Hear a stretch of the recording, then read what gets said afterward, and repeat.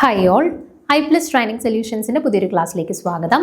അപ്പം നമ്മൾ ഇന്ന് കണ്ടിന്യൂ ചെയ്യുന്നത് നമ്മുടെ 2026 സെറ്റ് കെമിസ്ട്രി എക്സാമിന് ചോദിച്ചിട്ടുണ്ടായിരുന്ന ജനുവരിയിലെ എക്സാമിന് ചോദിച്ചിട്ടുണ്ടായിരുന്ന ചോദ്യങ്ങളുടെ ഡിസ്കഷനാണ്. നമ്മൾ ഏകദേശം ഒരു 59ാമത്തെ ചോദ്യം വരെ ഡിസ്കസ് ചെയ്തിട്ടുണ്ട്. നമ്മൾ 59ാമത്തെ ചോദ്യമായിരുന്നു ലാസ്റ്റ് ക്ലാസ്സിൽ ഡിസ്കസ് ചെയ്തുകൊണ്ടിരുന്നത്. പകുതി വരെ നമ്മൾ പറഞ്ഞിട്ടുണ്ടായിരുന്നെന്ന് തോന്നുന്നു.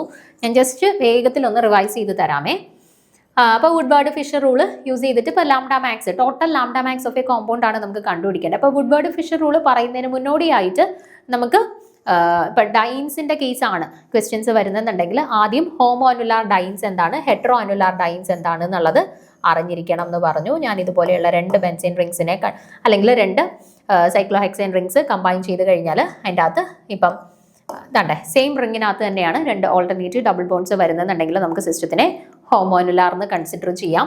പകരം ഇതുപോലെ 2 ഓൾട്ടർനേറ്റീവ് ഡബിൾ ബോൺസ് ആണ്, പക്ഷേ 2 റിങ്സിന്റെ ഭാഗമായിട്ടാണ് വന്നിട്ടുള്ളെങ്കിൽ നമ്മളതിനെ ഹെട്രോ അനുലാർ എന്ന് വിളിക്കാമെന്ന് പറഞ്ഞു. ഇനി ഞാനൊരു സിസ്റ്റം കൺസിഡർ ചെയ്യുമ്പോൾ ഇങ്ങനെ ഒരു സിസ്റ്റം തന്നു കഴിഞ്ഞാൽ ഇവിടെ നോക്കുകയാണെങ്കിൽ ഈ 2 സെയിം റിങ്ങിനകത്താണ്, ഈ 2 ഡിഫറെൻറ്റ് റിങ്സിനകത്താണ്. അപ്പോൾ ഇവിടെ തന്നെ എനിക്ക് ഹോമോ അനുലാറിനെയും കൺസിഡർ ചെയ്യാം, ഹെട്രോ അനുലാറിനെയും കൺസിഡർ ചെയ്യാം. അങ്ങനെ വരുന്ന സന്ദർഭങ്ങളിൽ നമ്മൾ ഇമ്പോർട്ടൻസ് കൊടുക്കേണ്ടത്, പ്രിയോറിറ്റി കൊടുക്കേണ്ടത് ആർക്കാണ്? ഹോമോ അനുലാർ ഡൈൻസിനാണ്. ഓക്കെ, അപ്പോൾ അതാണ് ഹോമോ അനുലാർ, ഹെട്രോ അനുലാർ ആൻഡ് രണ്ടും കൂടെ വരുന്ന കേസിലുള്ള പ്രിഫറൻസ്. ഇത്രയും കാര്യങ്ങളൊക്കെയാണ്. ഇനി നമ്മൾ അറിഞ്ഞിരിക്കേണ്ടത് റിംഗ് റെസിഡ്യൂസ് ആണ്. റിംഗ് റെസിഡ്യൂസ് എന്ന് പറയുമ്പോഴത്തേന്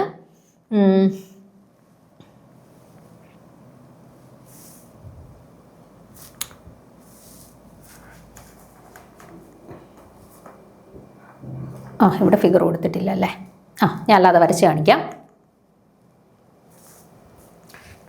പിന്നെ ഇതും കൂടെ നോക്കി വെച്ചേരെ. ഇവരുടെ 253 നാനോമീറ്ററും ഇവരുടെ 214 നാനോമീറ്ററുമാണ് വാല്യൂ വരുന്നത് കേട്ടോ. ഹോമോയുടെ 253, ഹെട്രോയുടെ 214 നാനോമീറ്ററുമാണ് ലാംഡയുടെ വാല്യൂ വരുന്നത്. ഓക്കെ, ഇനി ഒരു റിംഗ് റെസിഡ്യൂ എന്ന് പറഞ്ഞാൽ നമ്മൾ ഇപ്പോൾ ഹോമോ അനുലാർ ആയിട്ടുള്ള അല്ലെങ്കിൽ ഹെട്രോ അനുലാർ ആയിട്ടുള്ള ഒരു ഭാഗത്തിനെ നമ്മൾ കൺസിഡർ ചെയ്തിട്ടുണ്ടല്ലോ, ആ ഭാഗത്തിനെ അങ്ങ് മാർക്ക് ചെയ്ത് വെച്ചിട്ട് അതിൻ്റെ തുടക്കം മുതൽ ഒടുക്കം വരെയുള്ള കാർബൺസിനെ എല്ലാം അങ്ങ് മാർക്ക് ചെയ്ത് വെച്ചു. ഓക്കെ, എന്നിട്ട് ഈ കാർബൺസിൽ നിന്നും ഒറിജിനേറ്റ് ചെയ്ത് വരുന്ന ബോൺസ് എണ്ണി നോക്കുക.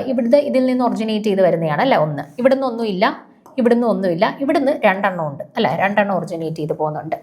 അപ്പം നമ്മുടെ സിസ്റ്റത്തിൻ്റെ ഭാഗമായിട്ട് എത്ര റിങ്ങിൻ്റെ ഭാഗങ്ങൾ പോകുന്നുണ്ട്? 3 ഭാഗങ്ങൾ പോയിട്ടുണ്ട്.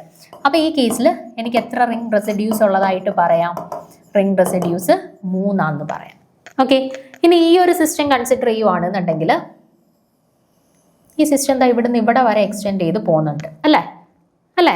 ആ ഡബിൾ ബോൺസ് എവിടെ തുടങ്ങി എവിടെ അവസാനിക്കുന്നു അത്രയും വരെ മാർക്ക് ചെയ്ത് വെക്കുക. ദെൻ അതിൽ നിന്നും ഒറിജിനേറ്റ് ചെയ്ത് വരുന്ന അല്ലെങ്കിൽ ഈ പോയിന്റ്സിൽ വരുന്ന എല്ലാ കാർബൺസിനെയും ആദ്യം ഒന്ന് മാർക്ക് ചെയ്യുക. ദെൻ ഈ കാർബൺസിൽ നിന്നും ഒറിജിനേറ്റ് ചെയ്ത് പോകുന്ന റിങ്ങിൻ്റെ ഭാഗങ്ങളെ ഒന്ന് മാർക്ക് ചെയ്ത് വെക്കുക. ഇതാണ്ട് 1, ഇവിടുന്ന് ആരുമില്ല, ഇവിടുന്ന് ആരുമില്ല, ഇവിടുന്ന് താണ്ടെ 2, ഇവിടുന്ന് ആരുമില്ല, ഇവിടുന്ന് താണ്ട 3. ഓക്കെ, അപ്പം നമ്മൾ ആ മാർക്ക് ചെയ്ത് വെച്ചിട്ടുള്ള പോയിന്റ്സിന്റെ കറസ്പോണ്ടിങ് ആയിട്ട് ആ ഭാഗത്ത് നിന്നും ഒറിജിനേറ്റ് ചെയ്ത് വരുന്ന റിങ്ങിന്റെ ഭാഗങ്ങൾ എണ്ണി നോക്കുക. അതാണ് ring residues.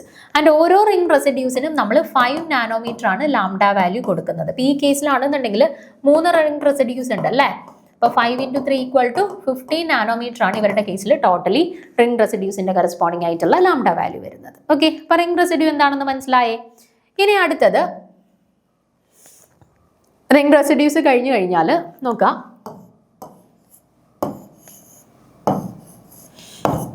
Extended double bones എന്താണെന്ന് നോക്കാം.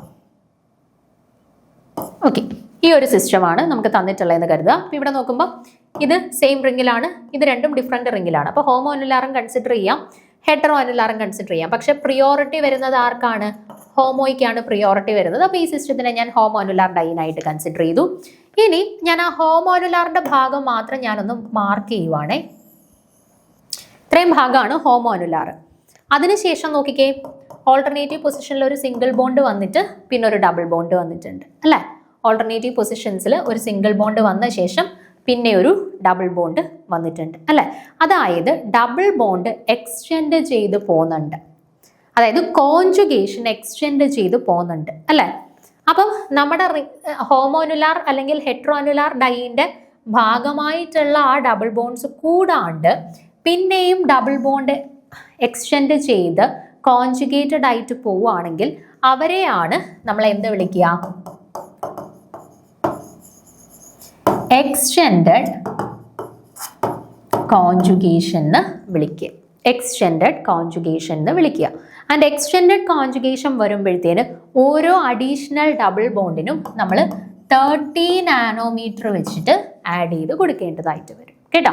ഓരോ എക്സ്ട്രാ ഡബിൾ ബോണ്ടിനും 30 നാനോമീറ്റർ വെച്ചിട്ട് നമ്മൾ എക്സ്ട്രാ ആഡ് ചെയ്ത് കൊടുക്കേണ്ടതായിട്ട് വരും. ഓക്കെ, അതിനുശേഷം ഇനി എക്സ്ട്രാ വരുന്നതാണ് എക്സോസൈക്ലിക് double bonds. Exocyclic double bonds എന്താണെന്ന് പറയാം.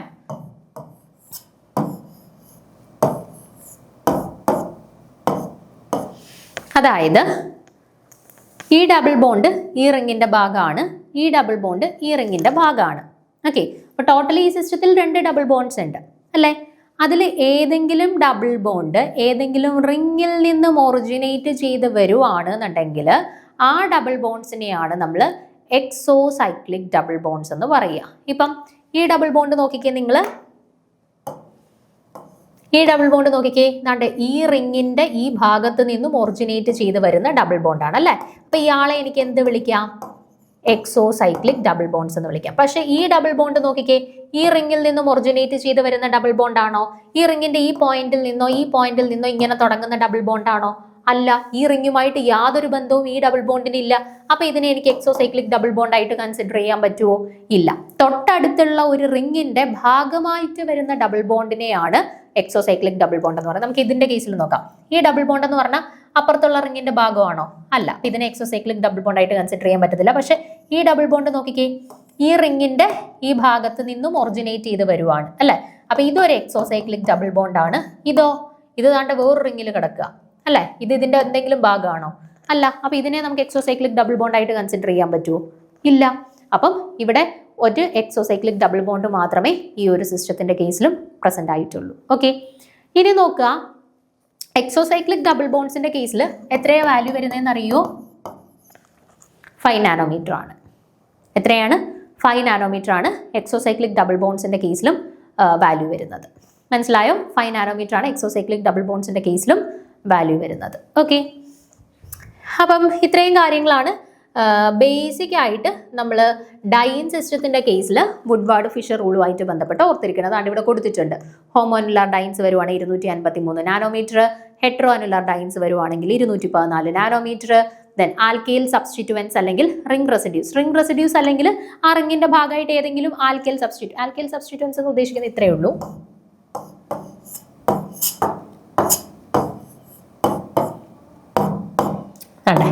ഇവിടെ ഇപ്പോൾ ഒരു CH3 ഗ്രൂപ്പ് അറ്റാച്ച് ചെയ്തു എന്ന് കരുതുക. അതിനെ നോക്കിക്കാൻ നമ്മുടെ ആ ഡൈൻസിന്റെ ഭാഗമായിട്ടുള്ള കാർബണിൽ നിന്നും ഒരു ആൽക്കൈൽ സബ്സ്റ്റിറ്റ്യുവന്റ് ഒറിജിനേറ്റ് ചെയ്ത് വന്നിട്ടുണ്ട് അല്ലെ? അതാണ് ring residues or alkyl substituents. Ring residues എന്ന് പറഞ്ഞതാണ് ഈ റിങ്ങിന്റെ ഭാഗമായിട്ടുള്ള സിംഗിൾ ബോണ്ടുകൾ. ആൽക്കൈൽ സബ്സ്റ്റിറ്റ്യുവൻസ് എന്ന് പറഞ്ഞാൽ റിങ്ങിൽ നിന്നും ഫോം ചെയ്തിട്ടുള്ള CH3 ഗ്രൂപ്പുകൾ. മനസ്സിലായോ? അപ്പൊ റിംഗ് റെസിഡ്യൂസ് അല്ലെങ്കിൽ ആൽക്കൈൽ സബ്സ്റ്റിറ്റ്യുവൻസ് എന്തോ ആയിക്കോട്ടെ, അവർക്ക് 5 നാനോമീറ്റർ വെച്ചിട്ട് കൊടുക്കാം. Then double bond extended conjugation, ഞാൻ പറഞ്ഞു ഹോമോ അനുലാർ അല്ലെങ്കിൽ ഹെട്രോ അനുലാറിന്റെ ഭാഗമായിട്ടുള്ള ഡബിൾ ബോണ്ട്സ് കൂടാണ്ട് എക്സ്ട്രാ ഡബിൾ ബോണ്ട് എക്സ്റ്റെൻഡ് ചെയ്ത് പോവുകയാണെന്നുണ്ടെങ്കിൽ അതിനെയാണ് നമ്മൾ എന്തെന്ന് വിളിക്കുക? എക്സ്റ്റെൻഡഡ് കോൺജുഗേഷൻ എന്ന് വിളിക്കുക. എക്സ്റ്റെൻഡഡ് കോൺജുഗേഷന്റെ കറസ്പോണ്ടിങ് ആയിട്ട് എത്രയാ കൊടുക്കുക? 30 നാനോമീറ്റേഴ്സ് ആണ് വാല്യൂ കൊടുക്കേണ്ടി വരിക. Okay, then exocyclic double bonds. Exocyclic double bonds എന്ന് പറയുമ്പോൾ ഞാൻ ഓൾറെഡി പറഞ്ഞു, ഒരു റിങ്ങിൽ നിന്നും ഒറിജിനേറ്റ് ചെയ്ത് വരുന്നത് പോലെയുള്ള ഡബിൾ ബോണ്ട്സ്, അവർക്കും 5 നാനോമീറ്റർ വെച്ചിട്ട് കൊടുക്കാം. ദെൻ സബ്സ്റ്റിറ്റ്യുവൻസ് ആയിട്ട് ഈ പറയുന്ന ഏതെങ്കിലും പൊസിഷൻസിൽ സബ്സ്റ്റിറ്റ്യുവൻ്റ് ആയിട്ട് OAC വന്നു കഴിഞ്ഞാൽ നമുക്ക് പ്രത്യേകിച്ച് വാല്യൂ ഒന്നും കൊടുക്കേണ്ട, 0 നാനോമീറ്റർ ആണ്. എന്നാൽ O ആൽക്കീൽ അതായത് OCH3 ഗ്രൂപ്പ് സബ്സ്റ്റിറ്റ്യുവൻ്റ് ആയിട്ട് വന്നു കഴിഞ്ഞാൽ 6 നാനോമീറ്റർ കൊടുക്കണം. ക്ലോറിനോ ബ്രോമിനോ വല്ലതും സബ്സ്റ്റിറ്റ്യുവൻ്റ് ആയിട്ട് വന്നു കഴിഞ്ഞാലും 5 നാനോമീറ്റർ കൊടുക്കണം. അപ്പം ഇത്രയും വാല്യൂസ് നിങ്ങൾ കാണാതെ ഒന്ന് പഠിച്ചു വെച്ചേക്കാം. ഇനി നമുക്ക് നമ്മുടെ കോമ്പൗണ്ടിലോട്ട് പോവാം. നോക്കിക്കേ, ഇതായിരുന്നു നമ്മുടെ എക്സാമിന് തന്നിട്ടുണ്ടായിരുന്ന കോമ്പൗണ്ട്. അപ്പോൾ ഇവിടെ നോക്കിക്കഴിഞ്ഞാൽ നിങ്ങൾക്ക് മനസ്സിലാവും, ഈ 2 ഡബിൾ ബോണ്ടാണ് ഞാൻ എടുക്കുന്നുണ്ടെങ്കിൽ രണ്ടും സെയിം റിങ്ങിലാണ്. അപ്പം നമുക്കതിനെ ഹോമോ അനുലാർ ഡൈൻ ആയിട്ട് കൺസിഡർ ചെയ്യാം. അതേസമയം ഞാൻ തൻ്റെ ഈ രണ്ട് ഓൾട്ടർനേറ്റീവ് ഡബിൾ ബോൺസിനെയാണ് കൺസിഡർ ചെയ്യുന്നതെന്നുണ്ടെങ്കിൽ ഈ രണ്ട് ഡബിൾ ബോൺസും രണ്ട് വ്യത്യസ്ത റിങ്ങിനകത്താണ്. അപ്പൊ നമുക്ക് അവരെ എന്തായിട്ടേ കൺസിഡർ ചെയ്യാൻ പറ്റുള്ളൂ? ഹെറ്ററോ അനുലാർ ഡൈൻ ആയിട്ടേ കൺസിഡർ ചെയ്യാൻ പറ്റുള്ളൂ അല്ലെ. അപ്പൊ ഒരു സെയിം സിസ്റ്റത്തിൽ തന്നെ നമുക്ക് ഹോമോ അനുലാറിനെയും ഹെറ്ററോ അനുലാറിനെയും കൺസിഡർ ചെയ്യാൻ പറ്റുമെങ്കിൽ പ്രിഫറൻസ് ആർക്കാണ്? ഹോമോയ്ക്കാണ് പ്രിഫറൻസ്. സോ ഹോമോയുടെ വാല്യൂ വേണം നമ്മൾ സബ്സ്റ്റിറ്റ്യൂട്ട് ചെയ്ത് കൊടുക്കാൻ 253 നാനോമീറ്റർ. ഓക്കെ, അപ്പോൾ അതൊക്കെ ആയി. ഇനി നമ്മുടെ സിസ്റ്റത്തിലുള്ള ഡബിൾ ബോണ്ടഡ് ആയിട്ടുള്ള സിസ്റ്റത്തിനെ കംപ്ലീറ്റ് മാർക്ക് ചെയ്ത് വെക്കുക എന്നുള്ളതാണ് അടുത്ത ഡ്യൂട്ടി. അപ്പം വേണ്ട ഇവിടുന്ന് തുടങ്ങി വേണ്ട ഇത്രയും ഭാഗമാണ് നമുക്ക് ഡബിൾ ബോണ്ടഡ് ആയിട്ട് നമ്മുടെ സിസ്റ്റത്തിനകത്തുള്ളത് അല്ലേ. അപ്പോൾ അവിടെ റിംഗ് റെസിഡ്യൂസിനെ ആദ്യം ഒന്ന് കണ്ടുപിടിച്ച് നോക്കാമേ. റിംഗ് റെസിഡ്യൂസ് എത്രയുണ്ട്? ആദ്യം നമുക്ക് ആ കാർബൺസിനെ ഒന്ന് മാർക്ക് ചെയ്ത് വെക്കാം. ഇത്രയും ഭാഗത്തുള്ള കാർബൺസിനെ മാർക്ക് ചെയ്ത് വെക്കാം. എന്നിട്ട് ഈ കാർബൺസിൽ നിന്നും ഒറിജിനേറ്റ് ചെയ്ത് വരുന്ന ബോണ്ടുകളെ എണ്ണാം. ദാണ്ടൊരെണ്ണം 1, ദാണ്ടൊരെണ്ണം 2, ദാണ്ടൊരെണ്ണം 3, ദാണ്ടൊരെണ്ണം 4, ദാണ്ടൊരെണ്ണം 5, ദാണ്ടൊരെണ്ണം 6. മൊത്തത്തിൽ എത്ര ഭാഗങ്ങളുണ്ട്? 6 ഭാഗങ്ങൾ റിങ്ങിന്റെ ഭാഗമായിട്ട് ഈ പറയുന്ന സ്ഥലങ്ങളിൽ നിന്നും ഒറിജിനേറ്റ് ചെയ്ത് പോയിട്ടുണ്ട്. നിങ്ങൾക്ക് റിംഗ് റെസിഡ്യൂ എന്താണെന്ന് മനസ്സിലായില്ലേ? ആ ഡബിൾ ബോണ്ട് വരുന്ന സിസ്റ്റംസ് എല്ലാം മാർക്ക് ചെയ്തിട്ട് അവിടെയുള്ള കാർബൺസിനെ എല്ലാം മാർക്ക് ചെയ്ത് കൊടുക്കുക. ആ കാർബൺസിൽ നിന്നും ഒറിജിനേറ്റ് ചെയ്ത് പോന്ന റിങ്ങിന്റെ ഭാഗങ്ങളെയാണ് റിംഗ് റെസിഡ്യൂസ് എന്ന് വിളിക്കുന്നത്. അപ്പോൾ നമുക്ക് മൊത്തത്തിൽ 6 ഭാഗങ്ങൾ കിട്ടി അല്ലേ. അപ്പൊ ring residues is equal to 6 × 5 = 30 nanometre എന്ന് കിട്ടി. ഇനി ഇവിടെ എക്സ്റ്റെൻഡഡ് കോൺജുഗേഷൻ ഉണ്ടോ? എക്സ്റ്റെൻഡഡ് കോൺജുഗേഷൻ എന്ന് പറഞ്ഞാൽ 2 ഡബിൾ ബോണ്ട് കൂടാണ്ട് മൂന്നാമതൊരു ഡബിൾ ബോണ്ട് ഉണ്ടെങ്കിൽ അത് എക്സ്റ്റെൻഡഡ് കോൺജുഗേഷൻ ആണ്. ഇവിടെ നമുക്ക് 1, 2 എക്സ്റ്റെൻഡ് ചെയ്ത് മൂന്നാമത്തെ ഡബിൾ ബോണ്ട് ആയിട്ടുണ്ട്. അപ്പോൾ ഇവിടെ എത്ര ഡബിൾ ബോണ്ട് എക്സ്റ്റെൻഡ് ചെയ്ത് പോയിട്ടുണ്ട്? ഒരു ഡബിൾ ബോണ്ട്. അപ്പോൾ എക്സ്റ്റെൻഡഡ് കോൺജുഗേഷൻ എന്താണ്? എക്സ്റ്റെൻഡഡ് കോൺജുഗേഷൻ ഒരാൾക്ക് 30 ആണ്. 30 × 1 30 നാനോമീറ്റർ എന്ന് കിട്ടി. ഓക്കെ, ഇനി എക്സോസൈക്ലിക് ഡബിൾ ബോൺസോ? എക്സോസൈക്ലിക് ഡബിൾ ബോൺസ് എന്ന് പറയുമ്പോഴത്തേന് ഒരു റിങ്ങിൽ നിന്നും ഒറിജിനേറ്റ് ചെയ്ത് വരുന്നതായിട്ടുള്ള ഡബിൾ ബോണ്ട് എത്ര ഉണ്ടെന്നാണ് ചോദ്യം അല്ലേ. നമുക്ക് നോക്കാം. ഈ ഡബിൾ ബോണ്ടിനെ ഞാൻ കൺസിഡർ ചെയ്താൽ ദാണ്ടെ ഈ 1 മാർക്ക് ചെയ്തിട്ടുള്ള ഈ റിങ്ങിൽ നിന്നും ഒറിജിനേറ്റ് ചെയ്ത് വരുന്ന ഡബിൾ ബോണ്ടാണ്. അപ്പൊ ഇയാളെ എനിക്ക് ഒരു എക്സോസൈക്ലിക് ഡബിൾ ബോണ്ടായിട്ട് കൺസിഡർ ചെയ്യാം അല്ലേ. അതേപോലെ ഈ ഡബിൾ ബോണ്ടിനെ ഞാൻ കൺസിഡർ ചെയ്ത് കഴിഞ്ഞാൽ ദാണ്ടെ ഈ 2 എന്ന് മാർക്ക് ചെയ്തിട്ടുള്ള റിങ്ങിൽ നിന്നും ഒറിജിനേറ്റ് ചെയ്ത് പോയിട്ടുള്ള ഡബിൾ ബോണ്ട് അല്ലേ ഇത്. ഓക്കെ, ഇനി അതേപോലെ ഇയാളെ ഞാൻ കൺസിഡർ ചെയ്ത് കഴിഞ്ഞാൽ ദാണ്ടെ ഇതിൽ നിന്നും ഒറിജിനേറ്റ് ചെയ്ത് വന്നിട്ടുള്ള ഡബിൾ ബോണ്ട് ആയിട്ട് അയാളെ കൺസിഡർ ചെയ്തുകൂടെ? ദാണ്ടെ 3 എന്ന് മാർക്ക് ചെയ്തിട്ടുള്ള റിങ്ങിൽ നിന്നും ഒറിജിനേറ്റ് ചെയ്ത് വന്ന ഡബിൾ ബോണ്ട് ആയിട്ട് അയാളെ കൺസിഡർ ചെയ്തുകൂടെ? അതേപോലെ ഈ ഡബിൾ ബോണ്ട് ഞാൻ കൺസിഡർ ചെയ്ത് കഴിഞ്ഞാൽ ഈ 3 എന്ന് മാർക്ക് ചെയ്തെടുത്ത് നിന്നും ഫോം ചെയ്തിട്ടുള്ള ഡബിൾ ബോണ്ട് ആണ്. അപ്പൊ മൊത്തത്തിൽ നമുക്ക് ഇവിടെ എത്ര എക്സോസൈക്ലിക് ഡബിൾ ബോൺസിനെ കൺസിഡർ ചെയ്യാൻ പറ്റുന്നുണ്ട്? 1, 2, 3 അല്ലെ. അപ്പൊ 3 × 5 = 15 നാനോമീറ്റർ. ഓക്കെ, വേറെ സബ്സ്റ്റിറ്റ്യൂവൻസോ കാര്യങ്ങളോ ഒന്നും ഇല്ലല്ലോ. ഇല്ല, വേറെ ആ ഭാഗത്ത് സബ്സ്റ്റിറ്റ്യൂവൻസോ കാര്യങ്ങളൊന്നും ഇല്ല. അപ്പൊ ഇതെല്ലാം കൂടെ കൂട്ടാം. 253 + 30 + 30 + 15 5 6 7 8 5 6 7 8 9 10 11 12 1. ഒരു കാര്യം നമ്മൾ വിട്ടുപോയി നോക്കാം. എക്സോസൈക്ലിക് ഡബിൾ ബോൺസ് എത്രയാണെന്നാണ് ഞാൻ പറഞ്ഞത് നോക്കിക്കേ. ഇതിന്റെ എക്സോസൈക്ലിക് ഡബിൾ ബോണ്ട് ആയിട്ട് കൺസിഡർ ചെയ്യാം. ഇതിന്റെ എക്സോസൈക്ലിക് ഡബിൾ ബോണ്ട് ആയിട്ടും കൺസിഡർ ചെയ്യാം. ഇതിന്റെ എക്സോസൈക്ലിക് ഡബിൾ ബോൺസ് ആയിട്ടും കൺസിഡർ ചെയ്യാം. അപ്പം ഇതിന്റെ ആയിട്ട് 1 കൂട്ടാം 2, ഇതിന്റെ ആയിട്ട് 1 കൂട്ടാം 3, ദെൻ ഇതിന്റെ എക്സോസൈക്ലിക് ഡബിൾ ബോണ്ട് ആയിട്ടും കൂട്ടാം. അപ്പൊ 4. മൊത്തത്തിൽ കാഴ്ചയിലും 3 ഉള്ളൂ എങ്കിലും ഇയാളുടെ എക്സോസൈക്ലിക് ഡബിൾ ബോണ്ടും ആണ്, ഇയാളുടെ എക്സോസൈക്ലിക് ഡബിൾ ബോണ്ടും ആണ്. മനസ്സിലായോ? അപ്പൊ 4 വരുവേ. 4 × 5 20 വരും. അപ്പൊ ഒന്ന് കൂട്ടി നോക്കിക്കേ. 253 + 30 30 60 + 20 3 6 7 8 9 10 11 12 13 1 333. അതായത് ഓപ്ഷൻ എ. നോക്കാം.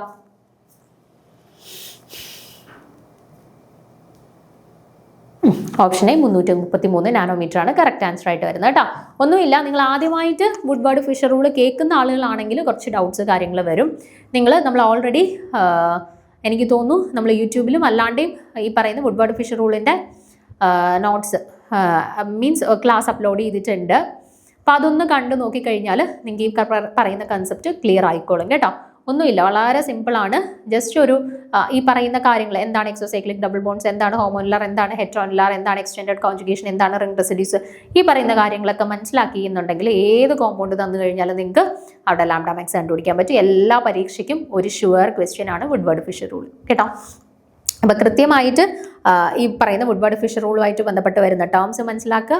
കുറേ ചോദ്യങ്ങൾ നിങ്ങളൊന്ന് പ്രാക്ടീസ് ചെയ്ത് വർക്കൗട്ട് ചെയ്യാനും ശ്രമിക്കുക. ഓക്കെ, അടുത്ത ചോദ്യം നോക്കാം.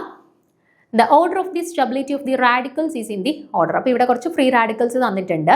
എന്നിട്ട് അവരുടെ ഫ്രീ റാഡിക്കൽസിന്റെ സ്റ്റെബിലിറ്റിയുടെ ഓർഡറിൽ ഇവരെ അറേഞ്ച് ചെയ്യാനായിട്ടാണ് പറഞ്ഞിട്ടുള്ളത്. ഓക്കെ, അപ്പോൾ നമുക്ക് നോക്കാം. ആദ്യം നമുക്ക് ജനറൽ ആയിട്ടുള്ള കുറച്ച് കാര്യങ്ങൾ പറയാം, അതിനുശേഷം ആൻസറിലോട്ട് പോകാം. നോക്കാം നിങ്ങൾ. Free radicals are highly reactive and very unstable. They can donate an electron or accept an electron from other molecules. Therefore, it can behave as oxidants or reductant. Free radicals ne kurichittu namukku endariya. Free radicals ennu pannal oru unpaired electron undarikkum alle. Unpaired electron ulladhukondu thanne avarku avaru bhayankarayittu unstable aayirikkum. Karanam ഇവർ ഈ unpaid ഇലക്ട്രോണിനെ pair ആക്കാനായിട്ട് ശ്രമിച്ചുകൊണ്ടിരിക്കും. Unpaid ആയിട്ടുള്ള ആളുകളുടെ പ്രത്യേകത എന്താ? അവർ ഒന്നെങ്കിലും എവിടെന്നെങ്കിലും ഒരു ഇലക്ട്രോണിനെ മേടിച്ച് പെയർ ചെയ്യാനായിട്ട് നോക്കും, അല്ലെങ്കിൽ ഈ അൺപെയ്ഡ് ആയിട്ട് നിൽക്കുന്ന ഇലക്ട്രോണെ മറ്റാർക്കെങ്കിലും കൊടുക്കാൻ ശ്രമിക്കും അല്ലേ. അപ്പോൾ ഈ അൺപെയ്ഡ് ആയിട്ടുള്ള ഇലക്ട്രോൺസ് ഒന്നെങ്കിൽ മറ്റാർക്കെങ്കിലും കൊടുക്കാനോ അല്ലെങ്കിൽ അവിടേക്ക് മറ്റൊരാളെ ആക്സെപ്റ്റ് ചെയ്യാനോ ശ്രമിച്ചുകൊണ്ടിരിക്കും അല്ലേ.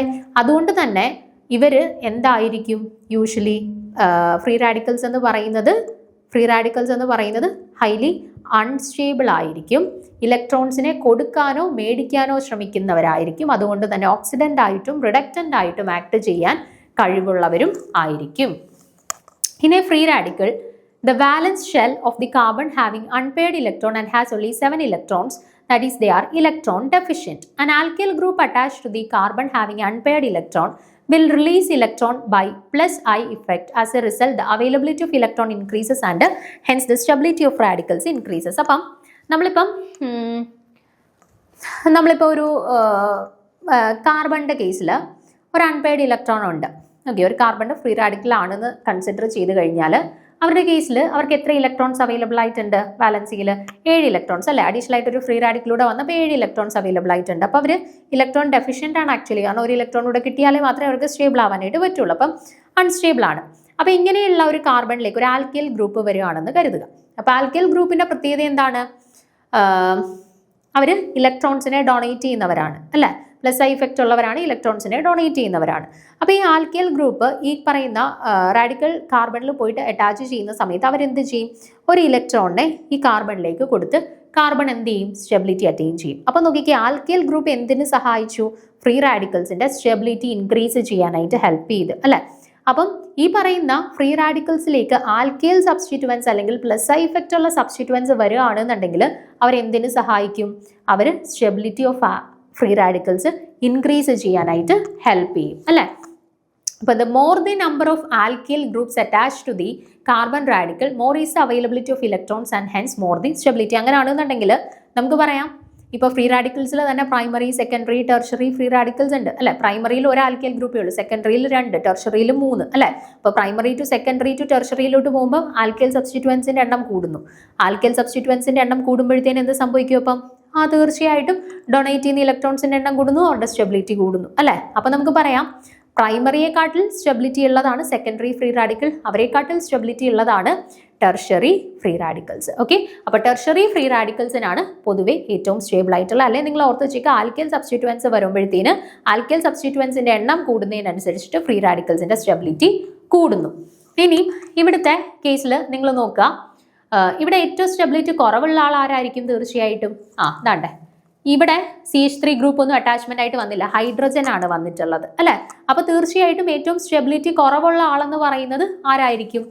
രണ്ടാമത്തെ മീൻസ് ഈ രണ്ടാമത് കൊടുത്തിട്ടുള്ള ആളായിരിക്കും. അയാളെക്കാട്ടിൽ കൂടുതൽ സ്റ്റെബിലിറ്റി ഉള്ളത് ആർക്കായിരിക്കും?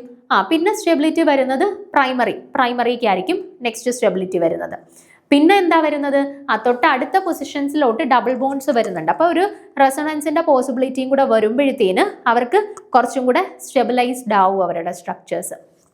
അതിൻ്റെ ഭാഗമായിട്ട് 3നും 4നും ആയിരിക്കും ഇവരെക്കാട്ടിലും സ്റ്റെബിലിറ്റി കൂടുതലായിട്ട് വരുന്നത്. അത് തന്നെ നോക്കിയാൽ മതി. 2 1 കഴിഞ്ഞ് കഴിഞ്ഞാൽ ഏറ്റവും കുറവ് 2 പിന്നെ 1 പിന്നെ അതിനുശേഷം മറ്റവർക്ക് 2 പേർക്കും ഡബിൾ ബോൺസോടെ വരുന്നതുകൊണ്ട് സ്റ്റെബിലിറ്റി കൂടുതലായിരിക്കും. അപ്പോൾ ആ രീതിയിൽ വരുന്നത് ആര് മാത്രമേ ഉള്ളൂ? ഓപ്ഷൻ സി മാത്രമേ ഉള്ളൂ അല്ലേ. സോ അതായിരിക്കും കറക്റ്റ് ആൻസർ ആയിട്ട് വരുന്നത്. നമുക്ക് ആ 1ഉം 2ഉം 1 കണ്ടുപിടിച്ച് കഴിഞ്ഞാൽ തന്നെ അതിൽ നിന്ന് നമുക്ക് ആൻസറിലേക്ക് എത്താൻ പറ്റും. 2നാണ് ഏറ്റവും കുറവ്, ദെൻ ഒരു സബ്സ്റ്റിറ്റ്യൂവന്റ് വന്നു, അപ്പോൾ അതിന് കുറച്ചും കൂടെ കൂടി, മറ്റടുത്ത് ഡബിൾ ബോൺസ് വന്നപ്പോഴത്തേനും അവരുടെ സ്റ്റെബിലിറ്റി വീണ്ടും കൂടി. ഓക്കെ, അടുത്തത് നമ്മുടെ സിലിക്കോൺസുമായിട്ട് ബന്ധപ്പെട്ട ചോദ്യമാണ്. സിലിക്കോൺസുമായിട്ടും റിപ്പീറ്റ് ചെയ്ത് ക്വസ്റ്റ്യൻസ് കണ്ടിട്ടുണ്ട് കേട്ടോ. സിലിക്കോൺസ്, സിലിക്കേറ്റ്സ്, സിയോലൈറ്റ് അതുമായിട്ടൊക്കെ ബന്ധപ്പെട്ട് റിലേറ്റ് ചെയ്തിട്ട് ക്വസ്റ്റ്യൻസ് സാധാരണ കണ്ടുവരാറുണ്ട്. അപ്പോൾ ചോദ്യം നോക്കുക, which of the following statement is incorrect about silicone? സിലിക്കോൺസിനെ കുറിച്ചിട്ട് തെറ്റായിട്ടുള്ള സ്റ്റേറ്റ്മെന്റ് തിരഞ്ഞെടുക്കാനാണ് ഈ ചോദ്യം. നോക്കുക, they are polymers of R2SiO repeating units. The SiO-Si bond angle is about 180 degree. Their hydrophobicity increases with the chain length. They are thermally stable due to the strong SiO bonds. അപ്പോൾ സിലിക്കോൺസിനെ കുറിച്ചിട്ടുള്ള statements ആണ്. നമുക്ക് സിലിക്കേറ്റും repeat ചെയ്ത് ചോദിക്കാറുണ്ട്. എനിക്ക് തോന്നുന്നു ഈ ഒരു ചോദ്യപേപ്പറിൽ തന്നെ സിലിക്കേറ്റുമായിട്ട് ബന്ധപ്പെട്ട ഒരു ചോദ്യം ചോദിച്ചിട്ടുണ്ടായിരുന്നെന്ന് തോന്നുന്നു. അപ്പം ഇത്രയും സ്റ്റേറ്റ്മെന്റ്സ് ആണ് കൊടുത്തിട്ടുള്ളത്. ഇതിൽ തെറ്റായിട്ടുള്ള സ്റ്റേറ്റ്മെന്റ് ആണ് തിരഞ്ഞെടുക്കാനായിട്ടുള്ളത്. അപ്പോൾ ആദ്യം നമുക്ക് സിലിക്കോൺസിനെ കുറിച്ചിട്ട് ജനറൽ ആയിട്ടുള്ള കുറച്ച് കാര്യങ്ങൾ പറയാം, അതിന് ശേഷം ആൻസറിലോട്ട് പോവാം. Silicones are a group of organosilicon polymers. Silicones എന്ന് പറഞ്ഞാൽ ആക്ച്വലി എന്താണ്? ഓർഗാനോ സിലിക്കൺ പോളിമേഴ്സിനെയാണ് സിംപ്ലി നമ്മൾ സിലിക്കോൺസ് എന്ന് പറയുക. They have a wide variety of uses as fluids, oils, elastomers, resins etcetera. അപ്പോൾ ഇവരെ നമുക്ക് ഫ്ലൂയിഡ്സ് ആയിട്ടും ഓയിൽസ് ആയിട്ടും റെസിൻസ് ആയിട്ടും ഒക്കെ ഇലാസ്റ്റോമേഴ്സ് ആയിട്ടും ഒക്കെ നമുക്ക് യൂസ് ചെയ്യാൻ പറ്റുന്ന വൈഡ് ആപ്ലിക്കേഷൻസ് ഉള്ള ഒരു കാറ്റഗറിയാണ് സിലിക്കോൺസ് എന്ന് പറയുന്നത്. It is a chain of alternating oxygen and silicon atoms and are frequently combined with hydrogen and oxygen. അപ്പോൾ ഇവിടെ നോക്കിക്കഴിഞ്ഞാൽ നിങ്ങൾക്ക് കാണാം ഓൾട്ടർനേറ്റ് പൊസിഷനിൽ oxygen silicon, oxygen silicon, oxygen silicon അല്ലേ. ഓൾട്ടർനേറ്റീവ് പൊസിഷൻസിൽ ഓക്സിജൻ സിലിക്കൺ എന്നുള്ള രീതിയിലാണ് അറ്റാച്ച് ചെയ്ത് പോയിട്ടുള്ളത്. ദെൻ അതിൻ്റെ കൂടെ അഡീഷണലി കാർബൺ ആൻഡ് ഹൈഡ്രജൻ ആറ്റംസും കൂടി അവൈലബിൾ ആയിട്ടുണ്ട് ഇവരുടെ സ്ട്രക്ചറിൽ അല്ലേ. ഇനി നോക്കുക, it is the chain of alternating oxygen and silicon atoms that are frequently combined with hydrogen and carbon. And these compounds have a general formula of R2SiON times. അത് ഓർത്ത് വെച്ചേക്കണേ. സിലിക്കോൺസിന്റെ ജനറൽ ഫോർമുലയാണ് R2SiON ടൈംസ് എന്നാണ് പൊതുവെ generally ഇവരുടെ formula. അതിൽ R എന്ന് പറയുന്നത് methyl group അല്ല, അതായത് ആൽക്കൈൽ മീഥൈൽ ഗ്രൂപ്പ്സ് ആവാം, അല്ലാന്നുണ്ടെങ്കിൽ അറൈൽ ഗ്രൂപ്പ്സും ആവാം കേട്ടോ R എന്ന് പറയുന്നത്. ദെൻ സിലിക്കോൺസിന്റെ പ്രത്യേകത, പൊതുവെ സിലിക്കോൺസ് വാട്ടർ സോലുബിൾ ആണോ? അല്ല, വാട്ടർ ഇൻസോലുബിൾ ആയിട്ടുള്ള ആളുകളാണ് സിലിക്കോൺസ്. ദേ ആർ ഹൈഡ്രോഫിലിക് ആണോ? അല്ല, ഹൈഡ്രോഫോബിക് ആണ്. ആൻഡ് അവരുടെ ഹൈഡ്രോഫോബിക് ക്യാരക്ടർ യൂഷ്വലി അവരുടെ ചെയിൻ ലെങ്ത് ഇൻക്രീസ് ചെയ്യുമ്പോൾ ഹൈഡ്രോഫോബിക് ക്യാരക്ടറും ഇൻക്രീസ് ചെയ്യും കേട്ടോ. ദെൻ ഹൈ ടെമ്പറേച്ചർ സ്റ്റെബിലിറ്റി അല്ലെങ്കിൽ ഹൈ തേർമൽ സ്റ്റെബിലിറ്റി ഉള്ള ആളുകളാണ് ഈ പറയുന്ന സിലിക്കോൺസ്. ദെൻ ഇലക്ട്രിസിറ്റീനെ കണ്ടക്ട് ചെയ്യുന്നുണ്ടോ? ഇല്ല, അവർ പൊതുവെ ബാഡ് കണ്ടക്ടേഴ്സ് ഓഫ് ഇലക്ട്രിസിറ്റി ആണ്. ദെൻ അഡിസീവ് പ്രോപ്പർട്ടി കാണിക്കുന്നുണ്ട്. Then silicons remain stable and flexible at both high and lower temperatures, typically from -100 degrees Celsius to 250 degrees Celsius due to the presence of SiO bonds. Then ഇവരുടെ ഒരു പ്രത്യേകത വെച്ചാൽ ഇവർ usually ഒരു wide temperature റേഞ്ചിൽ stable ആയിട്ട് exist ചെയ്യുന്നുണ്ട്. അതായത് ഏകദേശം ഒരു -100 ഡിഗ്രി സെൽഷ്യസ് മുതൽ 250 ഡിഗ്രി സെൽഷ്യസ് വരെയുള്ള ഒരു വൈഡ് ടെമ്പറേച്ചർ റേഞ്ചിൽ യൂഷ്വലി ഇവർ സ്റ്റേബിൾ ആയിട്ട് എക്സിസ്റ്റ് ചെയ്യുന്നുണ്ട് കേട്ടോ. എന്തുകൊണ്ടാണ്? Due to the presence of SiO bonds. SiO ബോൺസിന്റെ പ്രസൻസ് കൊണ്ടിട്ട് ഇത് ഈ ഒരു വൈഡ് റേഞ്ചിൽ സ്റ്റേബിൾ ആയിട്ട് എക്സിസ്റ്റ് ചെയ്യുന്നുണ്ട്. They are inert towards the common chemicals including acids and alkalis and resist oxidation. And ഇവർ പൊതുവെ ഇപ്പം ആസിഡുകളുമായിട്ടോ അല്ലെങ്കിൽ ആൽക്കലിയുമായിട്ടോ അല്ലെങ്കിൽ വലിയ കെമിക്കൽസുമായിട്ടോ ഒന്നും പെട്ടെന്ന് കയറി റിയാക്ട് ചെയ്യത്തില്ല. അത്യാവശ്യം ഇനേർട്ടായിട്ടാണ് എക്സിസ്റ്റ് ചെയ്യുന്നത്.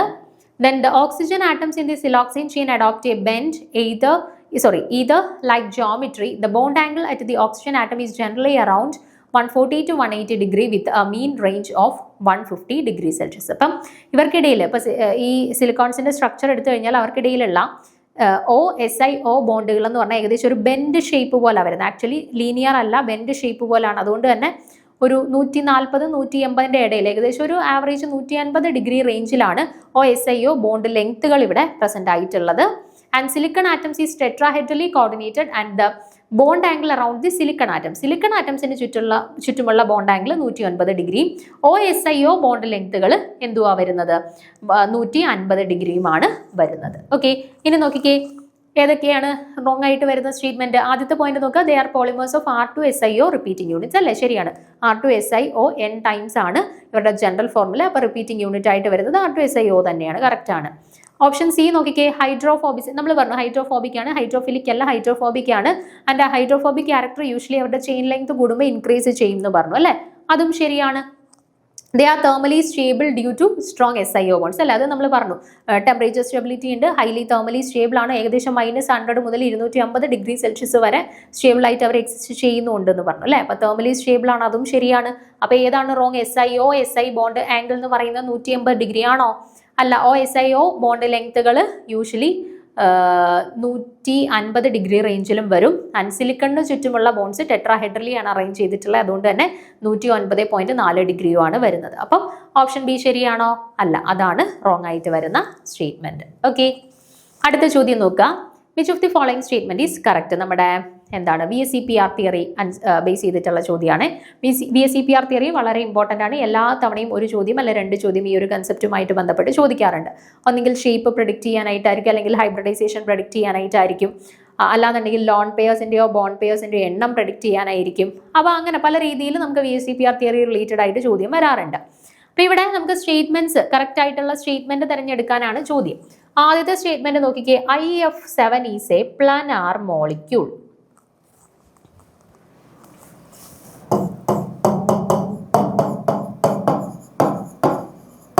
IF7 മോളിക്യൂൾ പ്ലാനാർ ആണ് എന്നാണ് തന്നിട്ടുള്ളത്. നമുക്ക് ശരിയാണോ തെറ്റാണോ എന്നുള്ളത് ചെക്ക് ചെയ്യാം. അപ്പോൾ VSEPR തിയറി അനുസരിച്ചിട്ട് നമ്മൾ ഹൈബ്രിഡൈസേഷൻ, ഷേപ്പ്, അവരുടെ ബോണ്ട് പെയേഴ്സ്, ലോൺ പെയേഴ്സ് ഒക്കെ കണ്ടുപിടിക്കുന്നതിന് വേണ്ടിയിട്ട് നമ്മൾ VSEP നമ്പർ കണ്ടുപിടിക്കാറുണ്ട് അല്ലേ? എന്താണ് VSEP നമ്പർ? എങ്ങനെയാണ് VSEP നമ്പർ കണ്ടുപിടിക്കുക? Number of valence electrons plus number of valence electrons of the central atom plus number of monovalent species surrounding it plus or minus charge divided by 2. ഈ equation use ചെയ്തിട്ടാണ് നമ്മൾ VSEP number കണ്ടുപിടിക്കുന്നത്. എന്താണ്? Number of valence electrons of the central atom plus number of monovalent species surrounding it plus or minus charge divided by 2. ഈ ഇക്വേഷനാണ് use ചെയ്യുന്നത്. അപ്പോൾ ഇവിടെ നോക്കിക്കേ, നമ്മുടെ സ്പീഷീസ് IF7 ആണ്. സെൻട്രൽ ആറ്റം ആരാണ്? അയോഡിൻ ആണ്. അയോഡിന്റെ വാലൻസ് ഇലക്ട്രോൺസ് എത്രയാണ്? 7. അപ്പോൾ നമ്പർ ഓഫ് വാലൻസ് ഇലക്ട്രോൺസിന്റെ സ്ഥാനത്ത് 7 എന്ന് കൊടുക്കാം. ഓക്കെ, അടുത്തത് number of monovalent species surrounding the central atom. ഇവിടെ എത്ര മോണോവാലന്റ് സ്പീഷീസ് ആണ് സറൗണ്ട് ചെയ്തിട്ടുള്ളത്? 7 ഫ്ലൂറിനുണ്ട് അല്ലേ? യൂഷ്വലി മോണോവാലന്റ് എന്ന് പറയുമ്പോൾ ഫ്ലൂറിന്, ക്ലോറിന്, ബ്രോമിന്, അയോഡിന്, ഹൈഡ്രജന്, ഇവരാണ് യൂഷ്വലി മോണോവാലന്റ് ആയിട്ട് കൺസിഡർ ചെയ്യുക. ഇപ്പൊ നൈട്രജനോ ഓക്സിജനോ ഒക്കെയാണ് സറൗണ്ടിങ് സ്പീഷീസ് ആയിട്ട് വരുന്നുണ്ടെങ്കിൽ നമ്മൾ അവരെ കൗണ്ട് ചെയ്യാൻ പറ്റുമോ? ഇല്ല. ഇപ്പൊ ഈ പറയുന്ന പോലെ fluorine, chlorine, bromine, iodine, hydrogen ഒക്കെയാണ് സറൗണ്ടിങ് സ്പീഷീസ് വരുന്നുണ്ടെങ്കിൽ നമുക്ക് അവരെ കൗണ്ട് ചെയ്യാൻ പറ്റും. ഓക്കെ, അപ്പൊ മോണോവാലന്റ് സ്പീഷീസ് ഇവിടെ എത്ര എണ്ണം ഉണ്ട്? 7 എണ്ണം. ചാർജ്ഡ് ആയിട്ടുള്ള സ്പീഷീസ് ആണോ ഇത്? അല്ല. അപ്പൊ 0 കൊടുത്തു, divided by 2. 7 7 14, 14/2 which is equal to 7 എന്ന് കിട്ടി അല്ലെ? അപ്പൊ ഇവിടുത്തെ VSEP നമ്പർ നമുക്ക് എന്താ കിട്ടിയത്? 7 എന്ന് കിട്ടി. VSEP നമ്പർ നമുക്ക് 2, 3, 4, 5, 6, 7 ഇങ്ങനെ ഡിഫറെന്റ് വാല്യൂസ് കിട്ടാം. 2 കിട്ടുകയാണെങ്കിൽ ഹൈബ്രിഡൈസേഷൻ SP, 3 ആണെങ്കിൽ SP2, 4 ആണെന്നുണ്ടെങ്കിൽ SP3, 5 ആണെന്നുണ്ടെങ്കിൽ SP3D, 6 ആണെന്നുണ്ടെങ്കിൽ SP3D2, 7 ആണെന്നുണ്ടെങ്കിൽ SP3D3.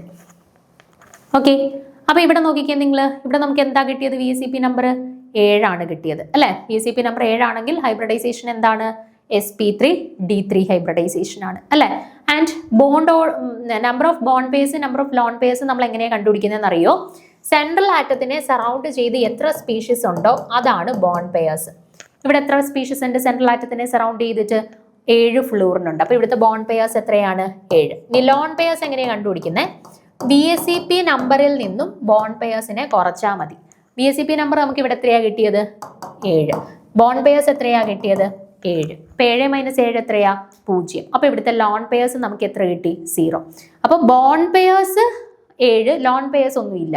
അപ്പൊ ലോൺ പേഴ്സ് ഇല്ലാത്ത സന്ദർഭങ്ങളിൽ നമ്മൾ ഈ പഠിക്കുന്ന പോലെ ലീനിയർ ആണെങ്കിൽ SP ആണെങ്കിൽ ലീനിയർ, SP2 ആണെങ്കിൽ ട്രൈഗണൽ, പ്ലാനാർ sp3 ആണെങ്കിൽ ടെട്രാഹൈഡ്രൽ. ലോൺ പെയർസ് കൂടെ വരുമ്പോഴാണ് പിന്നെ ഈ ടി ഷേപ്പ്, സീസോ ഷേപ്പ് അങ്ങനെയുള്ള ഷേപ്സ് ഒക്കെ വരുന്നത്. അപ്പൊ ഇവിടെ sp3 d3 കിട്ടുമ്പോൾ യൂഷ്വലി പെന്റഗണൽ ബൈപിരമിഡൽ ആണ്. അവിടെ ലോൺ പെയർസ് ഒന്നും ഇല്ലാന്നുണ്ടെങ്കിൽ തീർച്ചയായിട്ടും അവരുടെ ജോമെട്രിയിൽ മാറ്റമൊന്നും വരത്തില്ല. sp3 d3 എന്ന് പറയുന്നത് പെന്റഗണൽ ബൈപിരമിഡൽ ആണ്. പക്ഷെ നമുക്ക് ഒന്നാമത്തെ ഓപ്ഷനിൽ എന്താ തന്നേക്കുന്നത്? അവർ പ്ലാനാർ മോളിക്യൂൾ ആണെന്ന്. ആണോ? പ്ലാനാർ മോളിക്യൂൾ ആണോ? അല്ല. പെന്റഗണൽ ബൈപിരമിഡൽ എന്ന് പറഞ്ഞാൽ പ്ലാനാർ ആണോ? അല്ല. അപ്പൊ ഒന്നാമത്തെ സ്റ്റേറ്റ്മെന്റ് എന്താണ്? തെറ്റാണ് എന്ന് മനസ്സിലായി. ഇനി ബാക്കി സ്റ്റേറ്റ്മെന്റ്സും കൂടെ നമുക്ക് ചെക്ക് ചെയ്യാനായിട്ടുണ്ട്. അത് നമുക്ക് വരുന്ന ക്ലാസ്സിൽ ചെക്ക് ചെയ്തിട്ട് ആൻസർ എന്താണെന്നുള്ളത് നോക്കാം. Okay, thank you.